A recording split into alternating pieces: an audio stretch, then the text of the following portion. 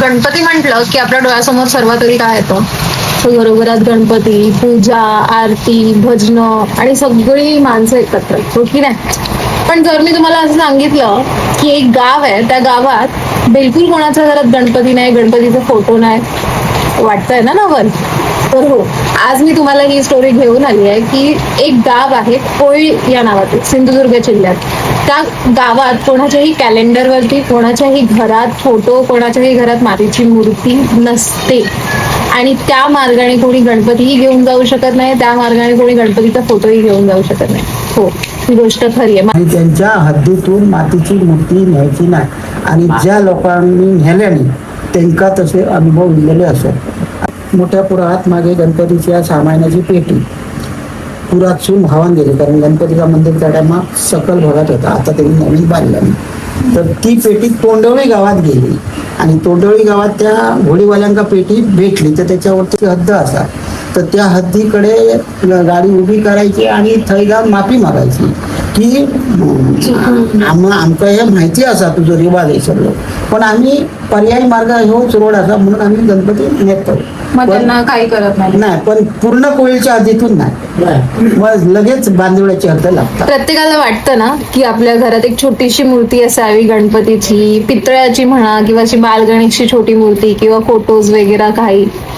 पण trust me guys, तिथे कोणाच्याही घरात मूर्ती पण नव्हती, फोटोज पण नव्हते, काहीच नव्हतं. इवन कॅलेंडर्स वरती पण फोटो होते. आणि मी हे पाहिलेलं आहे.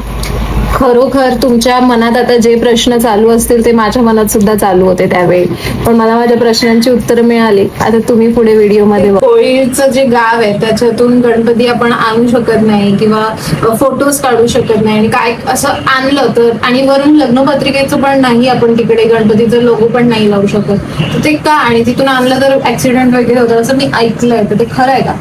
कोळी योगा असं असा, गणपती मंदिर ह्या स्वयंभू असा. कारण गणेश चतुर्थीच्या दिवशी गणपती आणून जशी आमची धावपळ असता, आदल्या दिवशी असता, तर त्या टायमात पिढीच्यात तसा काय केला गेला नाही आणि स्वयंभू गणपती इल्लेलो असतात. तर स्वयंभू गणपती असल्या कारणाने त्या गावाच्या हद्दीतून मातीची मूर्ती गणपतीची न्यायची नाही. कुठचा कॅलेंडरावरती गणपती छापायचो नाही, एवन लग्नपत्रिकेवरती सुद्धा गणपती छापायचो नाही, त्या गणपतीचं फोटोही काढायचो नाही. हे आत्तापर्यंत ह्या चालू असा. आता ही नागपंचमी उद्या 17 तारीखला असा, तर 17 तारीखला त्या गणपतीची मूर्ती ज्या मातीपासून बनवतो त्या मातीचे ते नागोबा पण करणार नाही ते लोक. मग ते काय करतात, आदल्या दिवशी जंगलात जाणार आणि जुनी वारुळा असतात त्या वारुळाची माती काढणार, जुन्या मोठ्या वारुळाची नाही, जुन्या वारुळाची माती काढणार आणि त्याचं नागोबा करून ते का पारंपरिक त्यांच्या त्या टायमाची हळदीचाच रंग करणार आणि तो त्याला लावणार. एवन मातीचे रंग आता ऑइल पेंट झाला, सगळा काय झाला, आधुनिक कंपनीचे रंग झाले, तर ते रंग सुद्धा त्या नागोबाक लावले जात नाही. हा आत्तापर्यंत करायचा. अष्टमीच्या दिवशी सुद्धा कृष्णाची मूर्ती पितळीची पूजायची, ह्याची पूजायची नाही, मातीची नाही. आणि त्यांच्या हद्दीतून मातीची मूर्ती न्यायची नाही. आणि ज्या लोकांनी नेल्याने त्यांना तसे अनुभव दिलेले असत. आता आम्ही सुद्धा पहिलं कणकवलीतून गणपती आणायचो, पण आमका तो रिवाज माहिती होतो, मग आम्ही हद्द बदलून गणपती आणायचो, लॉंग कट नाही. म्हणजे त्या टायमात डोक्यानं आणत चालत आणू. आता गाडी झाली, आता गाडी रस्त्यात का करू शकत नाही, पण सड्यावरती सावरदेव गणपती असतात, तिथपर्यंत कोळीची हद्द असा, तर त्या हद्दीकडे गाडी उभी करायची आणि थंय जाऊन माफी मागायची की आमका हे माहिती असा तुझं रिवाज आहे सगळं, पण आम्ही पर्यायी मार्ग ह्योच रोड असा म्हणून आम्ही गणपती नेतो. मग त्यांना काही करत नाही, पण पूर्ण कोळीच्या हद्दीतून नाही, मग लगेच बांधिवड्याची हद्द लागतात. त्याच्यामुळे तेवढंसं काय ह्या येत नाही लक्षात.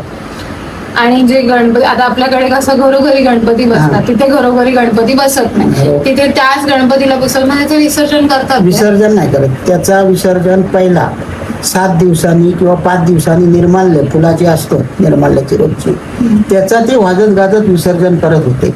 पण आता त्यांनी तो कार्यक्रम 11 दिवसावरती नेला असा, कारण लोकांचा हे भक्ती पण वाढलेली असा, श्रद्धेने लोक येतात आणि त्या टायमात लोक तिथे कोण नसतात म्हणून आता ते कंपल्सरी 11 दिवस कैसर मंदिरात तो कार्यक्रम चालू ठेवतात. आणि त्या मूर्तीची पूजा वगैरे काय करायची असते सत्यनारायणची तरी ती मंदिरातच करतात. महाप्रसाद दररोज असता, भजना आरती सगळा तिथेच असतात.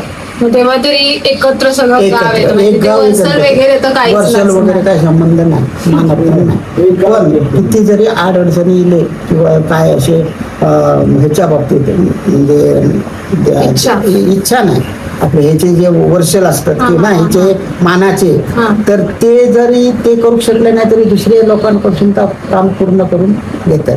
आणि असं झालेला पण असा, पण त्याच गणपती. आणि त्यांचा एक वैशिष्ट्य अजूनही असा, त्यांच्या गावातले लोक बाहेरच्या गावात जाऊन घरं बांधल्याने किंवा दुसऱ्याच्या गणपती करणाऱ्या गावात जरी ते राहायला येईल तरी ते मातीची मूर्ती करणार नाही, ते आरास वगैरे बनवणार. अगदी सगळा रंगोटी सगळा करून त्या गणपतीच्या मूर्तीऐवजी नारळाची पूजा करणार. नारळाची पूजा करणार, त्याची बत्ती वात अगरबत्ती सगळा भजन पूजन सगळा बरोबर करणार आणि 5 दिवसां 7 दिवसां ते विसर्जन करणार. पण तो नारळाचा गणपती म्हणजे गणपती तो पाण्यात ते सोडून देत नाही, ते पाण्यात विसर्जन करतात आणि ते परत आपल्या घरी आणतात. ते लोक म्हणजे बाहेर गेले असतात ते, आणि आपल्या घरात आणून तो तुळशीकडे ठेवून मग नंतर ते हे करून ते आपण स्वतः आपल्या जेवणात वापरतात. कशा तो जर नारळ दुसऱ्या माणसात मिळालो आणि त्यांना जर तो ना आपल्या जेवणात वापरल्यानंतर त्याचा त्रासदायक होता.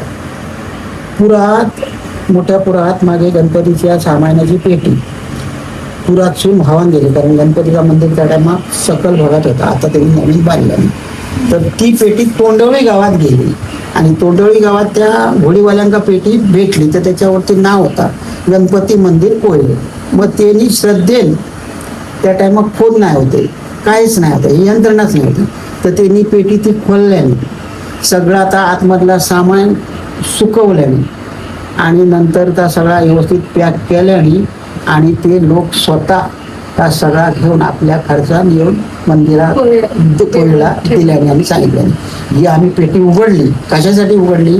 ते देवाचे भुतुरले वस्तू खराब जाऊ नये म्हणून आम्ही ते उघडून साफसूफ करून चुकून आम्ही ते परत होते तसे ठेवले होते. मग त्यांच्या ते ताब्यात दिल्याने आणि असं म्हणतात की तिकडे काही मागितली ती इच्छापूर्ती इच्छापूर्ती म्हणजे पहिल्यापासूनच की नाही लोकांची इच्छा पूर्ण होतात. कारण बऱ्याच लोकांचे तर नवस माझ्या याच्यात मी ऐकलेले असतात. आमच्या गावात खराडे म्हणून एक पोस्टमन होते, त्यांचा मुलीच होते, त्यांचा मुलगा नव्हतं, तर ते आपले सकाळ दररोज तिकडे आपले दुट्टेवर जात ते आपले गणपती गारणा घालत की मग आपलं मुलगं झालो तर मी आपलं हे करेन. तर त्यांच्यानंतर आपलं मुलगं झालो तर त्यांनी 18 वर्ष ह्या गावात हे केल्याने नोकरी केल्याने 18 वर्षा त्यांच्या ते आणि चालत सायकल नाही काय नाही त्यांच्या चपलांची ना खालसून खोटे हे झालेले होते, चपलाचे धरलेले होते. अशी त्या माणसाने त्या टायमात नोकरी केल्या. पण त्यांना तो गणपतीचा नवस फेडून सगळ्या कोळीपासून चारोडा बांदोड्यापासून सगळ्यांना आपले 2-2 पेढे प्रसाद म्हणून दिल्या. म्हणजे एवढं त्यांना कठोर देवावरती श्रद्धा होती त्याची. आणि तिथे झाडा होती अगोदर उंडलीची, आणि त्या उंडलीच्या झाडांचा तेल काढत आणि देवा बत्ती केली. ज्या लोकांनी ती झाडा विकत घेतली आणि होडिंका वगैरे उंडलीचा लाकूड होडिंका लावतं, तर होडिंक लावल्याने तर त्यांना मासेच मिळत तयार नाही. ह्या कारण काय तर ती देवाची पूजेची झाडं म्हणजे बत्ती वाता ती विकता नाही होती त्या लोकांनी पण, आणि घेणाऱ्याने घेता नाही होते. पण त्यांना ते होडी नंतर परत करूचे लागले, म्हणजे उपयोगात आणू काही शकले नाही असा करूचा लागला. आता ती झाडा पण पहिली सगळ्यात संपला असं खरोखर दैवी शक्ती आहे. एक सांगायचं राहिलं की हा व्हिडिओ पूर्ण झालेला नाहीये, म्हणजे हा व्हिडिओ मी माझ्या आजोबांना विचारला होता आणि जो दुसरा व्हिडिओ ह्याचा पार्ट 2 जो येईल तो तिकडच्या रहिवाशींना विचारलेले क्वेश्चन्स आहेत, तर तो व्हिडिओ नक्की बघा.